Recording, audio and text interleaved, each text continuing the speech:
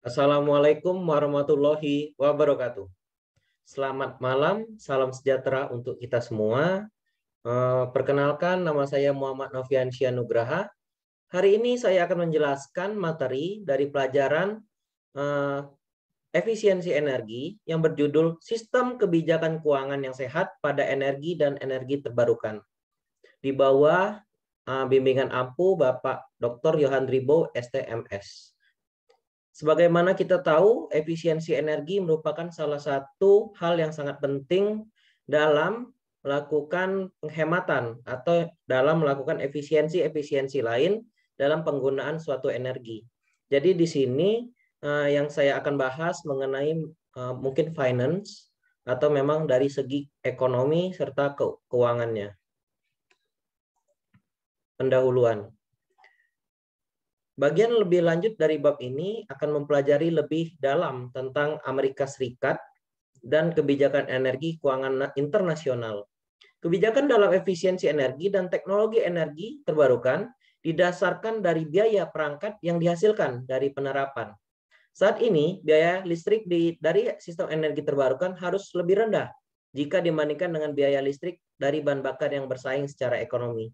Jadi maksudnya di sini adalah apabila kita melakukan suatu penemuan atau suatu penelitian di mana mengenai tentang perangkat energi terbarukan, di situ harus harganya lebih murah dibandingkan dengan harga yang memang jauh dari bahan bakar biasa. Jadi misalnya begini, apabila kita membuat suatu PLTA atau PLTMH, jadi alat itu harus lebih murah dibandingkan dengan energi fosil atau energi listrik dari bahan bakar fosil. Jadi di sini apabila suatu alat PLTA yang tadi atau memang alat-alat yang dari energi terbarukan tadi harus lebih rendah dengan income watt yang sama dengan income watt yang pada listrik dari bahan bakar fosil tadi dari secara ekonomi. Lanjut. Hal ini juga senada dengan energi terbarukan jika dibandingkan dengan harga, maka yang akan ditampilkan akan lebih mahal jika dibandingkan dengan energi. Sebagai contoh, orang membeli pemanas air sesuai permintaan tanpa tangki yang hemat energi. Misalnya yang harganya bisa dikatakan $800, lebih mahal daripada sistem konvensional. Maka penghematan energi harus lebih murah atau lebih dari $800 selama periode waktu yang wajar. Jadi di sini maksudnya apabila dia mau menghangatkan air atau memang pemanas air itu menggunakan energi yang hemat. Akan tetapi apabila menggunakan api, bagaimana sih dari perbandingan dari harga cost dari penggunaan energi serta segi finansial dan ekonomi. Lalu ada seorang pria yang memiliki properti di danau Chautauqua di New York. Dia baru-baru ini memasang sistem pemanas panas bumi yang menelan biaya $60.000. Pria itu menulis cek sebesar $60.000. Penghematan tagihan listriknya adalah $1.000 per bulan. Dia sangat bangga dengan fakta bahwa menggunakan nomor akuntansi langsung, dia akan mendapatkan uangnya kembali dalam 60 bulan atau 5 tahun yang akan datang. Dan ini bisa dikatakan apabila kita mempunyai ide atau memang seperti PLTS. Jadi kita di sini harus memikirkan jangka waktu ke depannya. Jadi bisa dilihat dia dari sistem pemanas panas bumi saja harganya 60.000. Sedangkan dia mau dapat melakukan penghematan itu $1.000 per bulan. Jadi untuk 60 bulan ke depan atau 5 tahun yang akan datang dia hemat sekitar 60.000 dengan bermodalkan $60.000 tadi. Lanjut. Dalam contoh yang lebih kecil, County akan mendanai proyek $60.000 kami dan menagih kami 37,5 per bulan. Sementara kami menghemat 100 per bulan. Tidakkah akan Anda berpikir bahwa semakin banyak orang yang mengambil proyek energi terbarukan ketika penghematan dimulai pada hari pertama?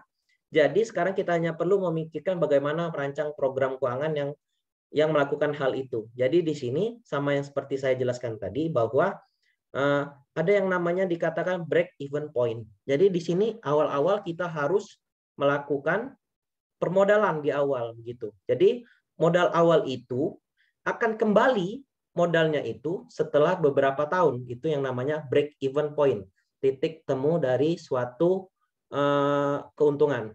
Jadi apabila setelah 5 tahun atau memang setelah jangka waktu yang sudah ditentukan telah kembali, modal sudah kembali, dan setelah itu kita akan menikmati keuntungannya, gitu.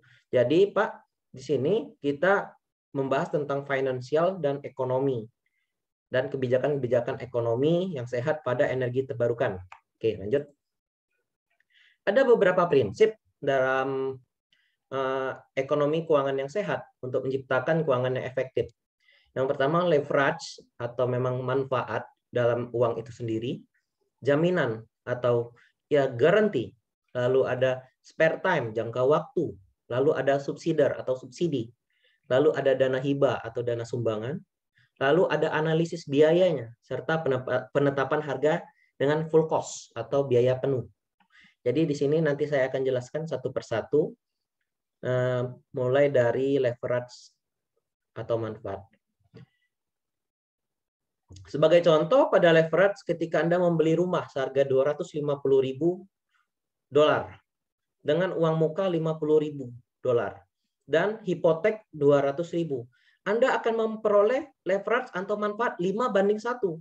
Jadi di sini 5:1 itu merupakan kurang lebih hampir 80% dari pembelian rumah Anda. Jadi Anda dapat lolos dengan hanya meletakkan uang $25.000 dan mendapatkan hipotek sebesar $225.000, maka Anda akan mencapai rasio leverage 10:1. Jadi tadi 5:1, lalu setelah kita melakukan invest, lalu kembali lagi ke menjadi 10:1. Hal ini sama ketika Anda membeli mobil seharga $20.000 dengan uang muka $2.000 dan membiayai sisanya. Jadi Anda akan mencapai keuntungan manfaat 10:1 pada transaksi ini. Dalam hal ini, yang berhak memberikan manfaat merupakan institusi yang bergerak di jasa keuangan tersebut, yaitu sektor bank. Jadi di sini bank itu jatuhnya pada peminjam yang meminjamkan uang kepada calon peminjam. Nah, jadi pada pasar obligasi Amerika Serikat yang diperkirakan $35,2 triliun pada kuartal kedua tahun 2011 oleh Asosiasi Industri Sekuritas dan Pasar Keuangan atau pasar obligasi internasional yang mendekati 90 triliun. Ketika hal ini berkaitan dengan proyek efisiensi energi dan energi terbarukan, maka pasar modal internasional dapat menyediakan sumber dana yang tidak terbatas. Jadi di sini maksudnya apabila kita mempunyai ide atau memang mempunyai proyek dalam energi terbarukan ini, kita harus memang yang pertama harus mempunyai modal. Jadi persiapan modal itu harus didasarkan dengan analisis-analisis yang memang di suatu tempat penelitian itu mempunyai tempat atau bisa dibilang potensi untuk energi terbarukan. Misal di Palembang kita mempunyai banyak sungai. Jadi di sana kita mempunyai ide untuk membuat PLTA atau PLTMH, atau memang kalau memang PLTA itu worth it untuk dipasang floating PLTS misal. Nah, dari suatu proyek itu nanti suatu saat akan kembali beberapa tahun dan itu kembali ke punya kita setelah kita sewakan atau setelah kita melakukan pendanaan dan dana itu sudah kembali, lalu kita bayarkannya ke bank dan memang setiap bulan mendapatkan bunga, akan tetapi pasti akan mendapatkan fee atau keuntungan. Jadi di sini bank itu merupakan tempat pasar modal internasional yang dapat menyediakan sumber dana yang tidak terbatas. Balik lagi ke jaminan atau garansi. Cara yang terbaik untuk mencapai pengaruh yang benar-benar luar biasa adalah dengan menggunakan jaminan keuangan daripada memberikan pinjaman langsung yang dari bank tadi. Mari kita lakukan ilustrasikan hal ini dengan membandingkan 4 jenis program keuangan. Yang pertama adalah hibah, pinjaman subsidi, pinjaman suku bunga, pasar, dan penjaminan. Untuk melakukan hal ini, kami akan menyiapkan permainan kecil atau memang mungkin ada syarat-syaratnya. Jadi memang kalau translate-nya agak kurang pas, Pak. Jadi di sini ada aturan main atau memang syarat-syaratnya. Satu, misal pemerintah menyumbang $100 juta ke dana energi terbaru. Jadi dia bermodal dari pemerintah itu menyumbangkan energi. Lalu ukuran proyek adalah $5 juta dan dalam jangka waktu 5 tahun. Syarat pembayaran tingkat metode pokok, suku bunga pinjaman subsidi 0% dan suku bunga pinjaman suku bunga pasar 10%. Jadi di sini suku bunga dana penjaminan adalah 5%. Dan rasio leverage-nya paradigma bisa dihitung nanti. Jadi di sini kita lihat pemerintah mempunyai dana hibah 100 juta dan dana ukuran proyek 5 juta, hanya 5 juta. Jadi di sini 5 juta itu dalam jangka waktu 5 tahun dia hanya berbunga 10% di saat melakukan pinjaman pada suku bunga pasar. Jadi mungkin 5.500.000 dolar. Dan suku bunga dana penjaminan. Nah, suku bunga dana penjaminan 5% ini dibagikan dalam per 12 bulan. Jadi dalam 5% itu dibagikan 5 tahun dikali 12 setiap tahunnya jadi 60. 5% dari 60%. Anggap saja kalau memang di kantor-kantor itu namanya fixed rebate. Fixed rebate itu mungkin kecil memang uangnya, tapi tidak terlalu berpengaruh pada ukuran dana proyek. Lanjut. Nah, aturan main selanjutnya, dalam permainan ini legislatif memberikan lembaga keuangan Anda 100 juta dolar dan meminta untuk menggunakannya untuk membiayai proyek-proyek efisiensi energi dan energi terbarukan sebanyak mungkin. Jadi Anda bisa melihat bahwa program hibah, program pinjaman subsidi, lalu pinjaman suku bunga, dan program jaminan pinjaman, di sini dia ada yang namanya number of loans dari 0 sampai 100. Dari dana yang tercover itu bertahap menurun.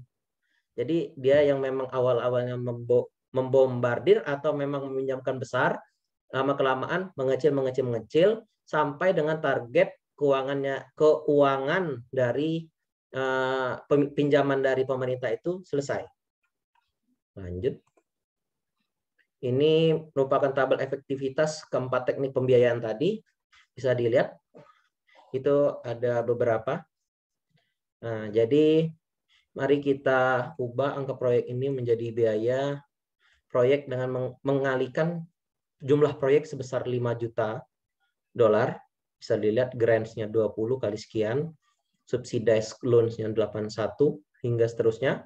Dan proyek energi ini senilai 2,715 miliar, 2,715 miliar di 543 proyek yang dibiayai. Semua untuk 100 juta yang sama, yang memberikan Anda 20 proyek hibah. Jadi di sini biayanya itu totalnya 2,71 triliun. Ya, 2,715 miliar dolar. Lalu terdapat 543 proyek dan 20 diantaranya adalah proyek hibah. Lalu aturan main selanjutnya, program jaminan pinjaman sangat efisien karena menggabungkan manfaat. Manfaat seperti yang Anda ketahui adalah kemampuan untuk meningkatkan efek penggunaan dana. Di bawah program pinjaman bersubsidi, Anda ada sedikit pengaruh karena dana telah dibayarkan dan telah dipinjamkan kembali untuk proyek lain. Nah, jadi apabila income-nya sudah masuk, lalu kita mengangsur-angsur membayar proyek tersebut, lalu dana itu telah kembali, sudah hampir naik seperti angka di kurva break-even point tadi. Jadi di sini kita bisa mengangsur dari yang memang dana yang telah kita pinjam tersebut bisa digunakan dari pemerintah tadi ke proyek yang lain gitu Pak. Jadi dengan demikian jumlah uang yang sama dapat digunakan 2 kali dan inilah merupakan daya ungkit dalam program pinjaman suku bunga pasar dan ada tambahan leverage karena tidak hanya 100 juta dari pokok yang dibayar tetapi bunga 10% yang dibayarkan setiap tahun. Nah, benar kan? Jadi setiap tahun itu ada bunganya 10%. Jadi itu tidak murni 100 juta, akan tetapi 110 juta dolar dan setiap bulan itu berarti ada 10 juta tadi dibagikan 12. Nah, lalu yang ada fixed rebate tadi jangan lupa itu merupakan juga bunga dari setiap progresnya. Lalu lanjut. Term atau jaminan atau memang garansi. Nah, dalam kasus ASIRF, mereka menawarkan pinjaman sekitar setengah harga dari pasar. Jadi misalnya yang pemerintah tadi membayarkan 100 juta, Nah, dari SRF ini meminjamkan misal setengah dari bantuan pemerintah tadi. Nah, dia menawarkan pinjamannya dengan bunga sekitar 4% dan pinjaman fixed rate-nya tadi 2%. Jadi di sini akan tetapi dia memanjangkan break even point-nya. Jangka waktu break even point-nya. Yang tadi memang kita bertargetkan 10 tahun. Nah, dari pinjaman yang kedua ini ditargetkannya dengan 20 tahun dengan bunga yang kecil. Akan tetapi kalau dihitung-hitung memang lebih mahal yang ini karena bisa dilihat 20 tahun 4%. Sedangkan pemerintah itu memang kecil dalam waktu 5 tahun. Nah, jadi bahkan jika tingkat pasar 30 tahun lebih sedikit, nah dikatakanlah 4,5% pembayaran tahunan sekitar 61.000 yang harganya $235 lebih tinggi. Nah, memang lebih tinggi, akan tetapi dia langsung meminjamkan dana. Sedangkan kalau kita yang tadi dari pemerintah, dia berangsur-angsur setiap dari progres persennya itu 100%, 90, 80. Jadi uangnya itu memang bertahap, tidak seluruhnya seperti yang SRF ini tadi.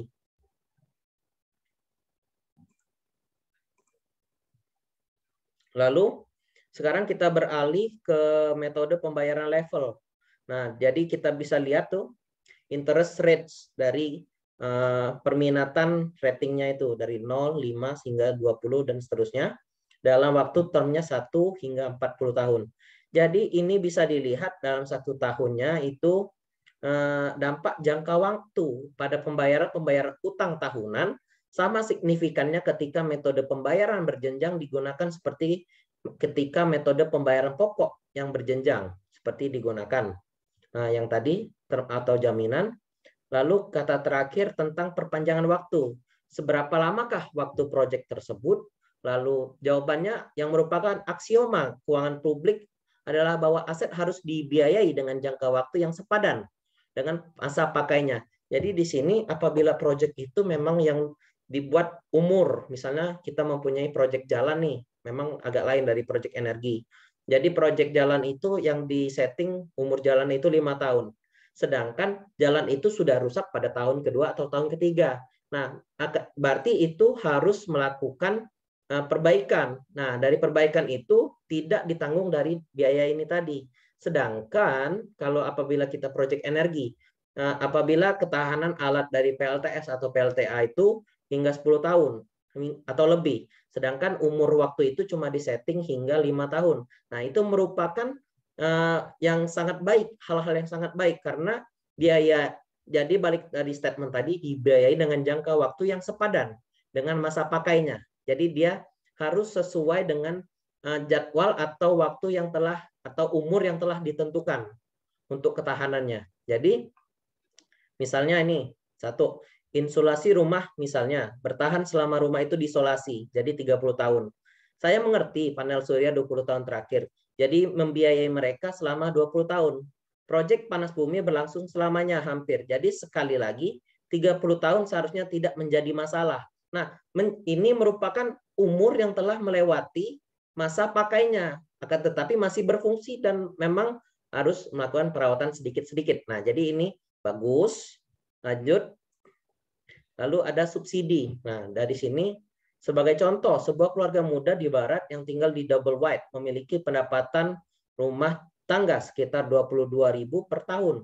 Memiliki 2 anak kecil, 1 dengan asma dan tinggal di lembah yang dalam hal kualitas udara diklasifikasikan daerah non pencapaian karena asap kayu yang terus-menerus menggantung di atas lembah.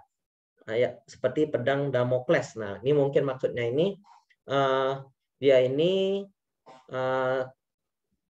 1 dengan asma, berarti ada memang yang poin-poinnya seperti mungkin anaknya sakit, lalu ada yang memang gara-gara lingkungannya yang buruk gitu Pak. Jadi ini mungkin memiliki 2 udara yang diklasifikasikan daerah non pencapaian karena asap kayu. Nah mungkin di sini maksudnya asap atau memang kabut asap atau pembakaran hutan di daerah tersebut. Lalu subsidi berbasis pasokan dengan mengilustrasikan poin dengan contoh paling terkenal dari semuanya, obligasi daerah bebas pajak. Pada tahun 1985, Mahkamah Agung Amerika Serikat memutuskan bahwa Kongres tidak memiliki kekuasaan di bawah konstitusi mengenakan pajak bunga atas utang negara, bagian atau lokal. Pada tahun 1913, posisi ini menjadi undang-undang. Di pasar obligasi daerah atau aturan praktisnya adalah bahwa obligasi daerah terbaik AAA harus memiliki tingkat bunga sekitar 75% dari Amerika Serikat. Jadi maksudnya di sini progres dari bunga itu harus memiliki tingkat bunga sekitar 75%. Nah, ini kemungkinan akan membuat yang memang calon-calon investor keberatan. Tetapi bagaimana dengan $280 yang tidak diperoleh Departemen Keuangan Amerika Serikat yang mereka lewatkan? Mari kita lihat dengan cara ini, ada 535 anggota Kongres, masing-masing mereka gaji $174.000 per tahun. Itu berarti harus ada $93.090.000 Amerika Serikat dalam rekening gaji Kongres pada awal tahun fiskal. Katakanlah akun ini pendek $280 karena Miss Loudon memilih untuk tidak membeli obligasi negara. Ini lanjut, mungkin saya agak kurang paham, mohon maaf, karena memang saya agak bingung. Laju grants atau hibah. Grants atau hibah ini adalah sama saja seperti subsidi, akan tetapi mereka hanya boleh digunakan dalam keadaan yang relatif jarang. Dan sebagai kita pelajari sebelumnya, mereka harus ditargetkan dengan ketat. 4 penggunaan hibah yang sah adalah sebagai berikut. Yang pertama, hibah masyarakat yang baik. Terus dalam kasus program air limbah. Dari sebuah proyek yang menghabiskan biaya yang signifikan dari MHI dan akan membuat tarif lebih tinggi daripada kabupaten sekitarnya. Maka USDA menggunakan uang hibah untuk membeli turun biaya proyek ke tingkat yang akan terjangkau oleh rata-rata pembeli tarif. Jadi di sini misal kita dulu di zaman sebelum sekarang, anggap saja zaman Bapak SBY misal, Pertamina itu menjual BBM, bahan bakar minyak itu dengan harga yang cukup murah. Karena apa? Karena memang salah satu hal yang memang program dari Bapak SBY kemarin adalah subsidi dari BBM. Jadi yang misalnya harga BBM-nya per barrel berapa, lalu yang memang harga normalnya misal 6.000, jadi disubsidi pemerintah Rp1.500. Nah, Rp1.500 itu dari mana? Rp1.500 itu dibayarkan dari pemerintah untuk menutupi kebutuhan BBM di masyarakat. Jadi seluruh Pertamina, seluruh SPBU di pom bensin menjual harga Rp4.500. Jadi contohnya seperti itu kalau di Indonesia. Lalu lanjut, mendorong orang atau bisnis untuk melakukan perbaikan lingkungan yang tidak diwajibkan secara hukum. Ketika American Reinvest and Recovery Act, ARA, disahkan pada tahun 2009 untuk membantu kita keluar dari bencana. Energi terbarukan baru saja dimulai menjadi kata kunci utama untuk masukkan dana hibah yang besar bagi mereka yang mengurangi jejak karbon mereka dan memasang panel surya. Nah, jadi di sini kita lihat apabila suatu hal yang terjadi jeleknya seperti maaf ngomong di kecelakaan atau memang ya musibah atau gempa bumi atau tsunami. Jadi di sini pemerintah Amerika melakukan invest. Invest itu berupa dana hibah, di mana dana hibah ini digunakan untuk meningkatkan mobilitas atau meningkatkan kesejahteraan daerah yang terkena dampak bencana alam tadi. Jadi misal ini yang terjadi gempa kemarin di Aceh. Jadi di sini pemerintah Indonesia memberikan bantuan agar Aceh itu tidak terpuruk karena satu, lokasinya memang terkena bencana, dua, ekonominya mati.